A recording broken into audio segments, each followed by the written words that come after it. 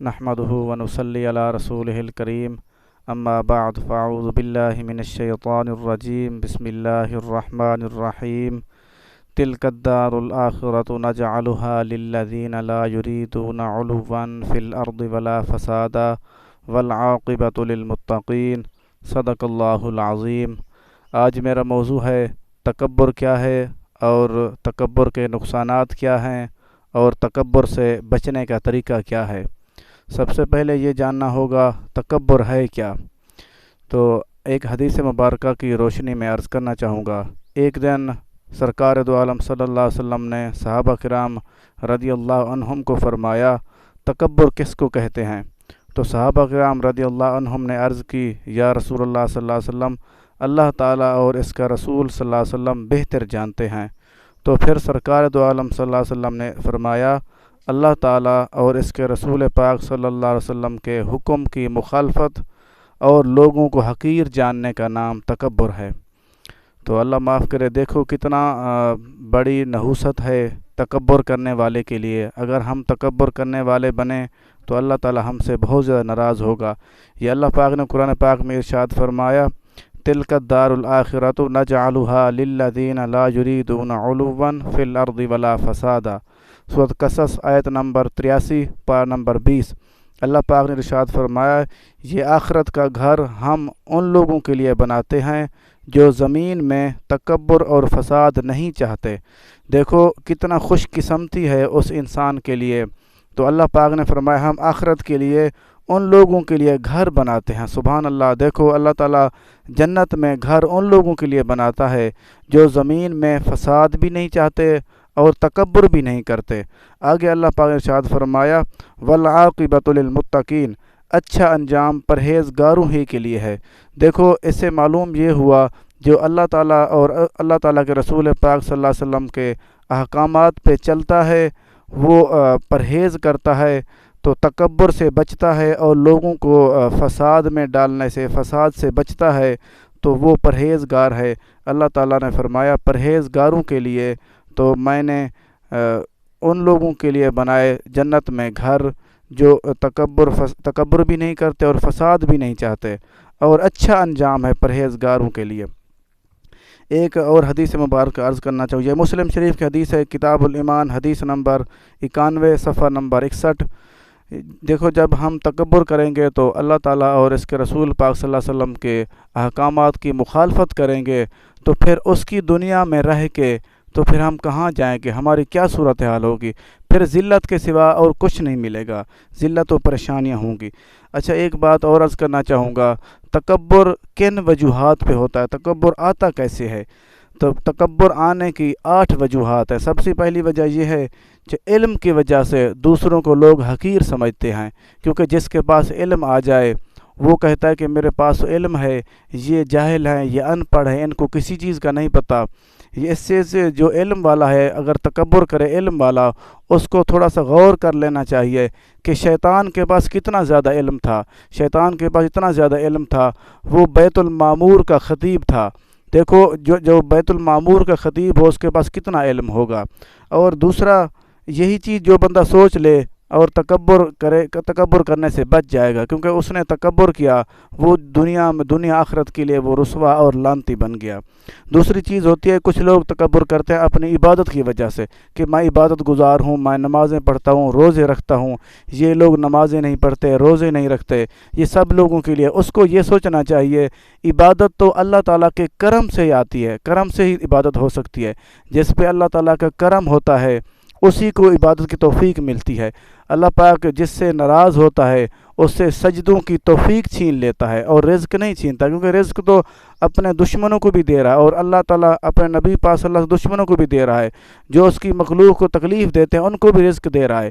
لیکن جس سے ناراض ہوتا ہے اس کو سجدوں کی توفیق چھین لیتا ہے، اس سے عبادت چھین لیتا ہے۔ یہ چیز سوچ لینی چاہیے، یہ عبادت ہم اپنے کمال کے لیے نہیں کرتے، یہ اللہ تعالیٰ کے کرم سے ہی کرتے ہیں۔ تیسری چیز یہ ہے کچھ لوگ تکبر کرتے ہیں اپنے مال و دولت کی وجہ سے۔ وہ کہتے ہیں کہ ہم مالدار ہیں، یہ غریب ہیں۔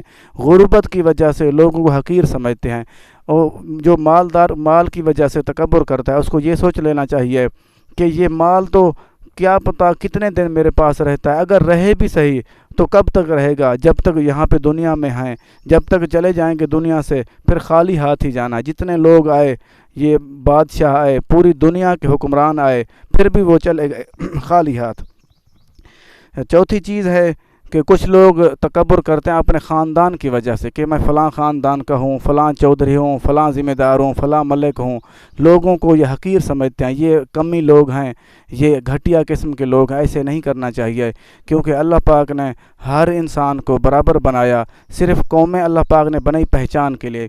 ایک اس حوالے سے حدیث مبارکہ عرض کرنا چاہوں گا کہ سرکار دو عالم صلی اللہ علیہ وسلم نے ارشاد فرمایا، حضرت موسیٰ علیہ السلام کے زمانے میں دو آدمیوں نے اپنے خاندان کی وجہ سے فخر اور تکبر کیا، تو اللہ تعالی نے حضرت موسیٰ علیہ السلام کی طرف وحی کی کہ اے حضرت موسیٰ علیہ السلام، آپ جا کر ان کو فرما دیں تمہاری 9 پشتیں کفر کی وجہ سے جہنم میں جائیں گی۔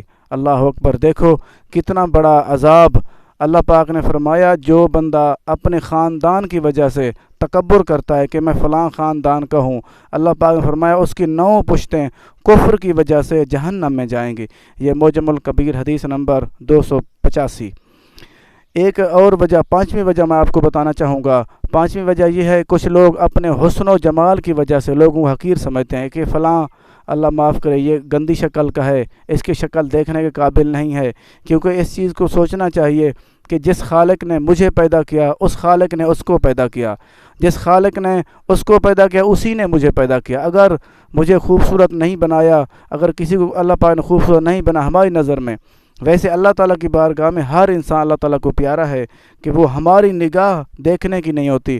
اور اس کے بعد انسان یہ سوچ لے، تھوڑا سا غور کر لے کہ میں بھی اسی ناپاک نطفے سے پیدا کیا گیا ہوں جس سے وہ پیدا کیا گیا۔ اور جوانی پہ ناز کرے جو بندہ، جوانی کچھ دن کی ہوتی ہے، اس کے بعد بڑھاپا آ جاتا ہے، وہ حسن و جمال وہ سارا چلا جاتا ہے۔ اس کے بعد سب انسان، ہر بندے نے جانا اسی مٹی میں ہے، کیونکہ جس سے پیدا کیا گیا اللہ پاک نے پیدا کیا اور اسی میں ہی جانا ہے، اور اسی سے دوبارہ اللہ پاک دوبارہ زندہ کرے گا۔ اور چھٹی چیز، کچھ لوگ جب کسی کام میں کامیاب ہو جائیں تو وہ لوگوں کو حقیر سمجھتے ہیں، تکبر کرتے ہیں۔ دیکھو کامیابی یہ وقتی ہوتی ہے، ہر کسی کے پاس ساری زندگی نہیں رہتی، کیا پتہ کچھ دن آئے تو کچھ دن واپس چلی جائے۔ کامیابی یا بادشاہ جو بھی معاملات ہوتے ہیں یہ آتے رہتے ہیں اور واپس چلے جاتے ہیں، یہ اللہ تعالیٰ کا قانون ہے۔ ہر کسی کے پاس ایک جیسے نہیں رہتی صورتحال، کبھی کوئی بادشاہ ہوتے ہیں، کبھی وہی بادشاہ گدھا بن جاتے ہیں، وہی مانگنے والے بن جاتے ہیں، یا وہ لوگ غریب بن جاتے ہیں۔ دیکھو ہمارے ملک کی بھی یہی صورتحال سے اندازہ لگا لیں، کافی ایسے ہوا، پہلے وہ بادشاہ تھے، اس کے بعد جیلوں میں چلے گئے، اس کے بعد وہ حقیر سے بن گئے۔ کسی کو اپنی کامیابی کی وجہ سے حقیر نہیں سمجھنا چاہیے، تکبر نہیں کرنا چاہیے۔ کچھ لوگ اپنی طاقت کی وجہ سے لوگوں کو حقیر سمجھتے ہیں کہ میں طاقتور ہوں، فلاں ہے، میں یہ کر سکتا ہوں، میں وہ کر سکتا ہوں۔ تھوڑا سا اس بات پہ غور کر لینا چاہیے، جو بندہ جتنا ہی طاقتور کیوں نہ ہو، اگر تھوڑا سا بخار ہو جائے یا اللہ نہ کرے کوئی تکلیف آ جائے تو وہ دوسروں کا محتاج بن جاتا ہے، وہ طاقت کہاں جاتی ہے؟ کیونکہ یہ ساری چیزیں اللہ تعالیٰ کے بس میں ہیں، جس کو چاہے جو چیز دے، جس سے وہ چھین لے۔ ہمیں تکبر نہیں کرنا چاہیے۔ اور 8ویں بات، کوئی لوگ ایسا کرتے ہیں کہ تکبر کرتے ہیں اپنے عہدے کی وجہ سے، مجھے فلاں عہدہ ملا، فلاں گریڈ کا آفیسر ہوں میں۔ یہ بھی وقتی ہوتے ہیں، یہ کبھی بھی چھن سکتے ہیں، یہ عہدے کبھی بھی واپس لیے جا سکتے ہیں۔ ہمیں کوشش کرنی چاہیے یہ ان چیزوں سے اگر کبھی ذہن میں آ جائیں تو یہ چیز سوچ لینا چاہیے، یہ عہدے یہ وقتی ہوتے ہیں، یہ ضروری نہیں ہے ساری زندگی ہمارے پاس رہیں، یا ہماری زندگی میں چلتے رہیں، یا ہمارے بچوں میں ٹرانسفر ہو جائیں، آگے چلتے رہیں، یہ ایسے نہیں ہو سکتا۔ ایک اور حدیث مبارکہ عرض کرنا چاہوں گا، سرکار دو عالم صلی اللہ علیہ وسلم نے ارشاد فرمایا، بدتر ہے وہ شخص، دیکھو اللہ کے نبی نے فرمایا بدتر ہے وہ شخص جس نے اپنے آپ کو اچھا سمجھا اور تکبر کیا اور خدائے بزرگ برتر کو بھول گیا۔ اللہ معاف کرے، دیکھو اللہ کے نبی نے فرمایا بدترین ہے وہ انسان جو اللہ تعالیٰ کے احکامات کو بھول جائے اور تکبر کرے۔ یہ سنن ترمذی شریف صیغۃ القیامت حدیث نمبر 2456۔ ایک اور حدیث مبارکہ عرض کرنا چاہوں گا، حضرت عبداللہ بن مسعود رضی اللہ عنہ سے روایت ہے کہ نبی اکرم صلی اللہ علیہ وسلم نے ارشاد فرمایا، وہ جنت میں داخل نہ ہوگا جس کے دل میں ذرے برابر تکبر ہو۔ تو ایک آدمی نے عرض کی، یا رسول اللہ صلی اللہ علیہ وسلم، اپنے کپڑے اور جوتوں کا خوبصورت ہونا پسند کرتا ہے تو سرکار دو عالم صلی اللہ علیہ وسلم نے ارشاد فرمایا اللہ تعالیٰ صاحب و جمال ہے، خوبصورتی کو پسند فرماتا ہے۔ تکبر یہ چیز نہیں ہے اپنے کپڑے خوبصورت پہننا اور جوتے خوبصورت رکھنا، یہ تکبر نہیں ہے۔ اللہ کے نبی نے فرمایا تکبر تو حق کا انکار کرنا اور لوگوں کو حقیر جاننا ہے۔ یہ مسلم شریف کی حدیث ہے، باب تحریم، جلد نمبر 1 صفحہ نمبر 65، حدیث نمبر 275۔ ایک اور حدیث مبارک عرض کرنا چاہوں گا کہ سرکار دو عالم صلی اللہ علیہ وسلم نے ارشاد فرمایا جس شخص کے دل میں رائی کے دانے کے برابر بھی تکبر ہوگا وہ جنت میں داخل نہیں ہوگا، اور وہ شخص جہنم میں نہیں جائے گا جس کے دل میں رائی کے دانے کے برابر بھی ایمان ہوگا۔ سبحان اللہ، اگر ہم رائی کے دانے کے برابر، رائی وہ سرسوں کے دانے سے بھی چھوٹا ہوتا ہے، رائی کے دانے کے برابر بھی جس کے اندر تکبر ہوگا وہ جنت میں داخل نہیں ہوگا۔ اور اللہ کے نبی نے فرمایا جس انسان کے دل میں رائی کے دانے کے برابر بھی ایمان ہوگا وہ جہنم میں نہیں جائے گا۔ ایک اور یہ مسلم شریف کی حدیث ہے، کتاب الایمان صفحہ نمبر 61، حدیث نمبر 91۔ ایک اور حدیث قدسی عرض کرنا چاہوں گا کہ سرکار دو عالم صلی اللہ علیہ وسلم نے ارشاد فرمایا اللہ تعالیٰ فرماتا ہے بڑائی میری چادر ہے اور عظمت میرا تہ بند ہے، کوئی ان میں کسی ایک کے بارے میں بھی مجھ سے جھگڑے گا تو میں اسے جہنم میں ڈال دوں گا اور مجھے اس کی کوئی پرواہ نہیں۔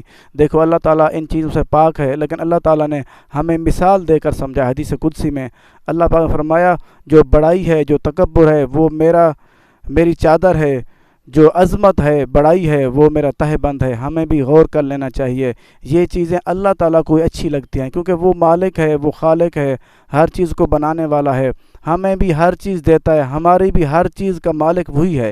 جو چیز ہمیں دے، جو چیز نہ دے، جو چیز دے کر اور واپس چھین لے، وہ مالک ہے۔ یہ سنن ابن ماجہ کتاب الزہد حدیث نمبر 5174۔ ایک اور حدیث مبارک عرض کرنا چاہوں گا کہ سرکار دو عالم صلی اللہ علیہ وسلم نے ارشاد فرمایا جس نے اپنا سامان خود اٹھا لیا وہ تکبر سے آزاد ہو گیا۔ سبحان اللہ، دیکھو ہمیں یہ پیغام دے دیا گیا کہ اگر آپ کے دل میں، آپ کے اندر تکبر پیدا ہو جائے اس کو ختم کیسے کرنا ہے۔ اس کو ختم کرنے کا طریقہ آپ نے یہ بتا دیا کہ آپ اپنا سامان، اپنے کام خود کیا کریں۔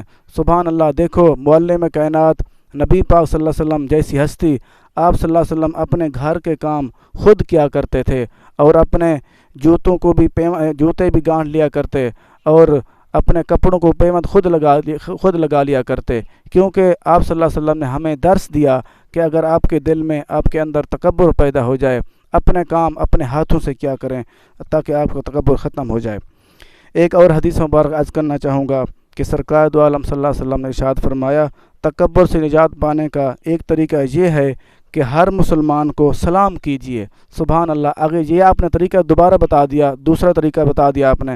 پہلے آپ نے وہ بتایا کہ اپنے کام اپنے ہاتھوں سے کیا کریں، دوسرا طریقہ آپ بتا رہے ہیں، آپ فرما رہے ہیں کہ آپ جیسے آپ سب کو سلام کیا کریں، سلام میں پہل کیا کریں، خواہ وہ آپ سے چھوٹا ہو یا آپ سے بڑا ہو، کیونکہ ہمارے پیارے نبی پاک صلی اللہ علیہ وسلم بچوں کو بھی سلام کیا کرتے تھے، اور آپ نے یہ بھی فرما دیا امیر ہو یا غریب ہو آپ سب کو سلام کیا کریں، چھوٹا ہو یا بڑا ہو، امیر ہو یا غریب ہو۔ اس سے معلوم یہ ہوا کہ اپنے آپ کو چھوٹا سمجھیں، لوگوں کی عزت کریں۔ یہ کنز الاعمال کتاب الاخلاق حدیث نمبر 5722۔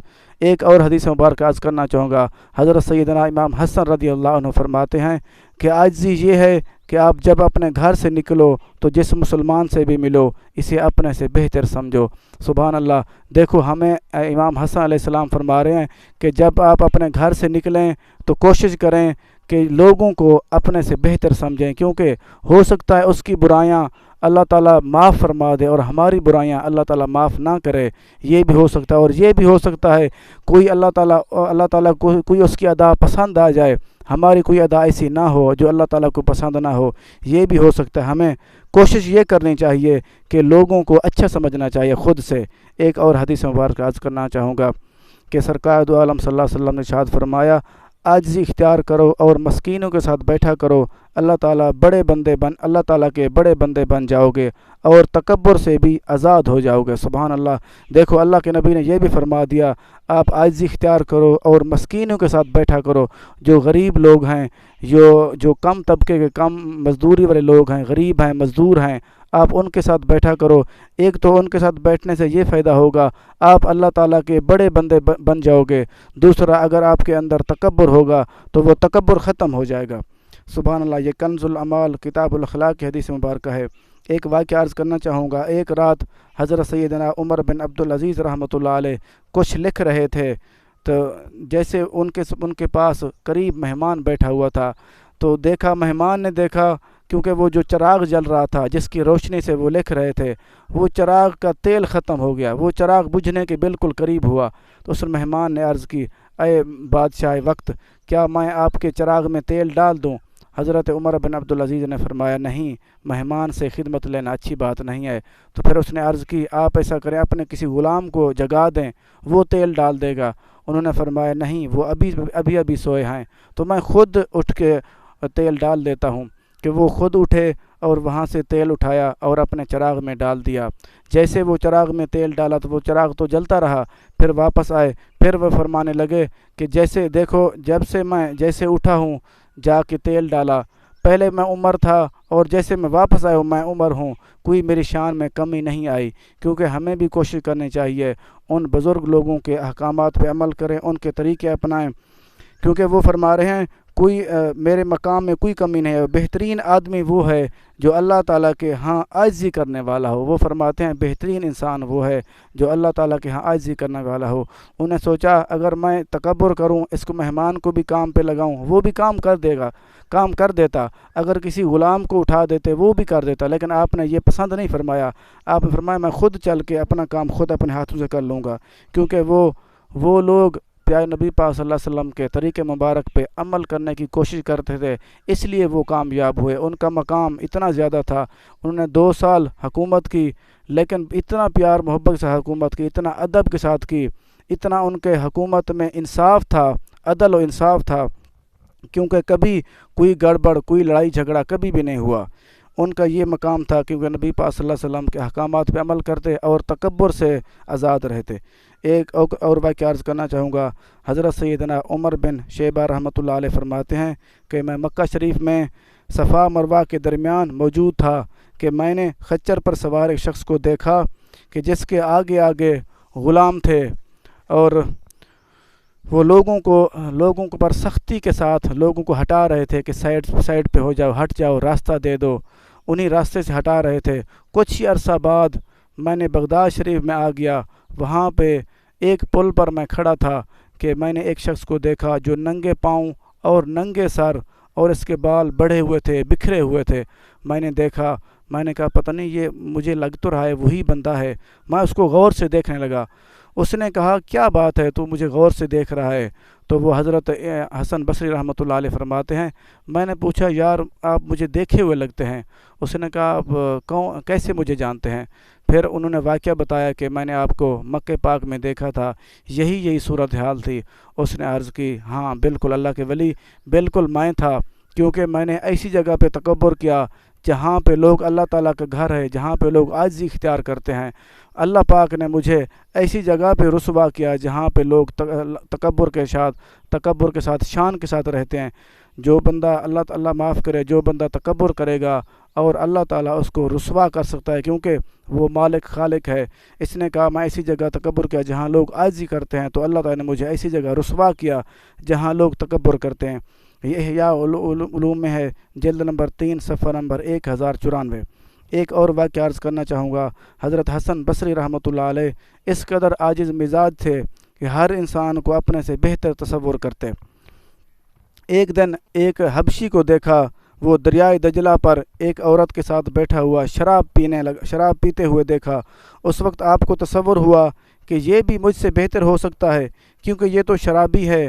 اور اسی دوران ایک کشتی سامنے آئی۔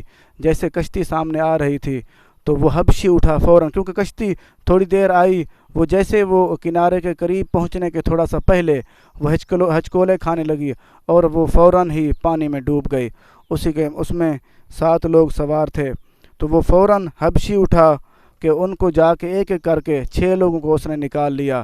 تو وہ کہنے لگا کہ اے حضرت حسن بصری کہ آپ کیا سوچ رہے تھے میرے بارے میں تو آپ ایک بندے کو تو نکال کر دکھائیں، میں نے یہ 6 کو نکال لیا۔ تو وہ حضرت حسن بصری رحمۃ اللہ علیہ فرمانے لگے تو میں تو آپ کے بارے میں غلط سوچ رہا تھا۔ پھر اس نے بتایا کہ یہ جو میں پی رہا تھا شراب نہیں تھا، یہ سادہ پانی ہے، اور یہ جو عورت بیٹھی ہوئی تھی میرے پاس یہ میری ماں ہے، میری والدہ ہے۔ پھر حضرت حسن بصری رحمۃ اللہ علیہ فرمانے لگے کہ تو اللہ تعالیٰ کی رحمت کے حوالے سے میرے لیے فرشتہ بن کے آیا، مجھے نصیحت کر کہ میرے لیے دعا کر تاکہ میں بھی تکبر سے آزاد ہو جاؤں۔ کہ پھر انہوں نے دعا کی۔ حضرت حسن بصری رحمۃ اللہ علیہ نے پھر کبھی بھی تکبر نہیں کیا، وہ ساری زندگی تکبر سے ہی آزاد رہے۔ یہ تذکرۃ الاولیاء فارسی صفحہ نمبر 43 میں ہے۔ ایک اور واقعہ عرض کرنا چاہوں گا۔ ایاز سلطان محمود غزنوی رحمۃ اللہ علیہ کا ایک ادنا سا غلام تھا، پھر ترقی کرتے کرتے اس کا محبوب ترین وزیر بن گیا۔ ایاز کی کامیابی کو دیکھ کر کچھ درباری حسد کرتے تھے، وہ موقع کی تلاش میں تھے کہ کسی طرح ایاز کو سلطان محمود غزنوی کی نظروں سے گرایا جائے۔ آخر کار انہیں ایک موقع مل ہی گیا۔ ہوا یوں کہ کیا ایاز کا معمول تھا کہ وہ روزانہ ایک اپنے خاص کمرے میں جاتا تھا اور کچھ دیر کے بعد واپس آ جاتا۔ ان کی روٹین تھی حضرت ایاز رحمۃ اللہ علیہ کی، کیونکہ وہ روزانہ جاتے اپنے کمرے میں، کچھ دیر کے لیے وہاں پہ بیٹھتے اور واپس آ جاتے۔ پھر ان کو موقع بن گیا کہ ہم ان کی شکایت کریں گے تاکہ یہ سلطان محمود غزنوی کی نظر میں یہ گر جائے، کیونکہ یہ اتنا پیارا محبوب غلام ہے تو یہ ہماری قدر اتنی کم ہے، ان کی زیادہ ہے۔ پھر جیسے حضرت سلطان محمود غزنوی نے فرمایا چلو آپ کو اگر کوئی مسئلہ ہے تو یہ جاتا ہے، پھر وہ شکایت کرنے لگے۔ پھر انہوں نے فرمایا آپ جا کر دیکھ لو اس کے اندر جو بھی خزانہ اس نے رکھا ہوا ہے، کیونکہ ان کو یقین تھا یہ جو میرا غلام ہے یہ کبھی ناانصافی نہیں کرتا، کبھی وعدہ خلافی نہیں کرتا، کبھی کوئی چیز چوری نہیں کرتا، کیونکہ ان کو یقین تھا۔ پھر انہوں نے فرمایا کہ آپ جا کر ان کے کمرے میں دیکھو، جو بھی خزانہ اس نے رکھا ہوا ہے وہ آپ اٹھا لیں، وہ آپ کا ہے سارا۔ پھر وہ خوش ہوئے، انہوں نے کہا چلو دیکھتے ہیں آج بڑا خزانہ ہوگا، یہ بھی ان کی نظروں سے گر جائے گا اور یہ خزانہ بھی ہمارے ہاتھ لگ جائے گا۔ پھر جا کر دیکھا تو کیا دیکھتے ہیں، تو وہاں پہ ایک سلطان محمود غزنوی رحمۃ اللہ علیہ کا پرانے کپڑے لٹک رہے تھے اور وہاں پہ پرانے جوتے تھے۔ پھر وہ دیکھ کر بڑے حیران ہوئے کہ یہ کیا بات ہے، پرانا جوڑا لٹکا ہوا اور کچھ پرانے چپل پڑے ہوئے تھے اور کچھ نہیں تھا۔ پھر وہ وزیر اور دوسرے درباری دیکھتے ہی رہ گئے، وہ حیران ہوئے کہ یہ کیا، ہم نے کیا سوچا تھا اور یہ کیا معاملہ ہے۔ سلطان محمود غزنوی نے اپنے وزیر خاص ایاز سے پوچھا یہ کپڑے اور جوتے آپ نے کیوں رکھے ہوئے ہیں؟ تو ایاز نے جواب دیا عالی جناب یہ میں نے اس لیے رکھے ہوئے ہیں جب میں ان کو دیکھ کے اپنے آپ کو تکبر سے بچاتا ہوں، کیونکہ ایک وقت وہ تھا جب یہ میرے پاس پرانے کپڑے تھے، آج میں ایک آپ کا محبوب وزیر ہوں، آج میرے پاس نئے کپڑے ہیں، میرے پاس سواری ہے، اگر میں ان چیزوں کو نہ دیکھتا تو تکبر میں آ جاتا۔ اس لیے وہ فرماتے ہیں کہ وہ تکبر سے دور رہتے تھے۔ یہ سن کر سلطان محمود غزنوی اپنے وفادار وزیر سے اور خوش ہوا اور زیادہ مطمئن بھی ہو گیا اور درباری شرمسار ہوئے۔ تو یہ مثنوی شریف معروم رحمۃ اللہ علیہ، یہ دفتر پنجم صفحہ نمبر 45 میں ہے۔ ایک اور واقعہ عرض کرنا چاہوں گا۔ ایک دفعہ کا ذکر ہے جب حضرت سیدنا عمر بن عبدالعزیز رحمۃ اللہ علیہ نے حج کیا تو حضرت سیدنا طاؤس رحمۃ اللہ علیہ نے دیکھا کہ وہ حج کرتے ہوئے چل رہے ہیں، پیدل چل رہے ہیں۔ آپ رحمۃ اللہ علیہ نے ان پہلوؤں پر انگلی مار کر فرمایا جس کے پیٹ میں نجاست یعنی گندگی ہو اس کی چال ایسی نہیں ہونی چاہیے، بلکہ وہ اکڑ کر چل رہے تھے۔ تو وہ فرمانے لگے بزرگ انہیں پیٹ میں انگلی ماری کہ یہ جو جس کے اندر نجاست ہو اس کو تکبر، یہ بڑائی اچھی نہیں لگتی۔ تو اسی دن کے بعد حضرت عمر بن عبدالعزیز نے معذرت کی، ان کا شکریہ ادا کیا کہ آپ نے مجھے یاد دلا دیا، میرے اندر تکبر آ رہا تھا، میں نے آج کے بعد تکبر ختم کر دیا۔ وہ ساری زندگی عاجزی کے ساتھ رہے۔ یہ احیاء علوم شریف میں ہے، جلد نمبر 3 صفحہ نمبر 1083۔ آگے ایک آیت مبارکہ عرض کرنا چاہوں گا قرآن پاک میں۔ اللہ پاک نے ارشاد فرمایا الذین یجادلون فی آیات اللہ بغیر سلطان اتاہم کبر مقتا عند اللہ وعند الذین آمنوا کذالک یطبع اللہ علی کل قلب متکبر جبار۔ سورۃ المؤمن آیت نمبر 35 پارہ نمبر 24۔ اللہ پاک نے ارشاد فرمایا وہ جو اللہ تعالیٰ کی آیتوں میں بغیر کسی ایسی دلیل کے جھگڑا کرتے ہیں جو انہیں ملی ہو، یہ بات اللہ تعالیٰ کے نزدیک اور ایمان لانے والوں کے نزدیک کس قدر سخت بیزاری کی ہے۔ دیکھو جو انسان اللہ تعالیٰ کے احکامات پہ عمل نہیں کرتا یا اس کی مخالفت کرتا ہے، اللہ پاک نے فرمایا اور اللہ تعالیٰ ہر متکبر سرکش کے دل پر اس طرح مہر لگا دیتا ہے۔ اللہ معاف کرے، جو انسان اللہ تعالیٰ کے احکامات کے حکم کی تعمیل نہ کرے یا مخالفت کرے، اس کے بعد اللہ تعالیٰ اس کے دل پر مہر لگا دیتا ہے، اس کو کوئی چیز سمجھ بھی نہیں آ سکتی، نہ دین کی سمجھ آ سکتی ہے نہ کسی کی۔ ایک کچھ قول عرض کرنا چاہوں گا۔